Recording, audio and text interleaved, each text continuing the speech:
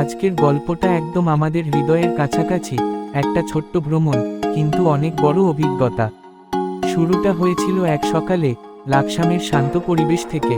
আমরা কয়েকজন বন্ধু মিলে প্ল্যান করলাম, লাকসাম থেকে চাঁদপুর একদিনের জন্য ঘুরে আসব।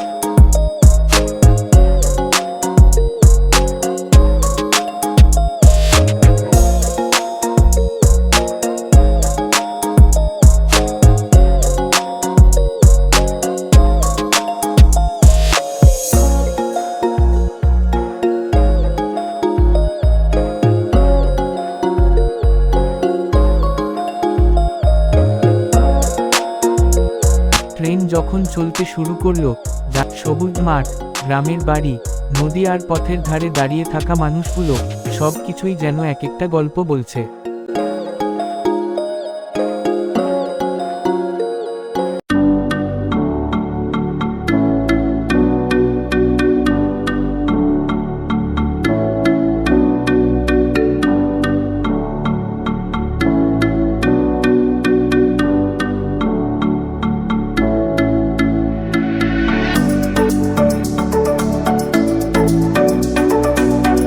চাঁদপুর শহরের বড় স্টেশন এলাকা থেকে মাত্র কয়েক মিনিট হেঁটে গেলেই চোখে পড়ে নদীর বিশাল পাড়।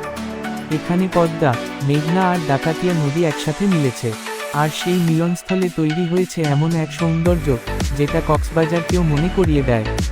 চাঁদপুর বড় স্টেশনের এই নদীর পাড়, ঢেউয়ের গর্জন আর বালুময় তীর, সব মিলিয়ে মনে হয় যেন কক্সবাজারই সামনে। তাই তো সবাই একে বলে মিনি কক্সবাজার। নদীর পাড় ধরে একটা লম্বা ওয়াকওয়ে, এক পাশে বিশাল জলরাশি, অন্য পাশে মানুষের ভিড়, হাসি আর গল্প। ঢেউ এসে আছড়ে পড়ছে পারে, আর সেই শব্দটা যেন মনটাকে একেবারে শান্ত করে দেয়। অনেকে হাঁটছে, কেউ বসে আছে পাথরে, কেউ আবার ব্যস্ত ছবি তুলতে। তিন নদীর এই মোহনা যেন প্রকৃতির এক অপূর্ব সৃষ্টি, কিন্তু এই সৌন্দর্য শুধু চোখে নয়, মনে গেঁথে থাকে। চাঁদপুর মানেই শুধু ইলিশ না, চাঁদপুর মানে তিন নদীর মিলন, ঢেউয়ের গল্প আর মানুষের ভালোবাসা। আর এখানেই গড়ে উঠেছে এক বিস্ময়, চাঁদপুরের মিনি কক্সবাজার। সন্ধ্যার আগের রং, ঢেউয়ের গর্জন, আর হালকা হাওয়ায় যখন চুল উড়ে যায়, তখন এই জায়গাটাকে মিনি কক্সবাজার না বলে উপায় নাই। তুমি কি কখনো এসেছো চাঁদপুরের এই নদীর পাড়ে? যদি না এসে থাকো, তাহলে একবার এসেই দেখো, তুমি মনেই করতে পারবে না এটা কক্সবাজার না চাঁদপুর। ভিডিও ভালো লাগলে সাবস্ক্রাইব করো, লাইক দাও আর তোমার মতামত জানাও কমেন্টে। দেখা হবে পরের ভ্রমণে।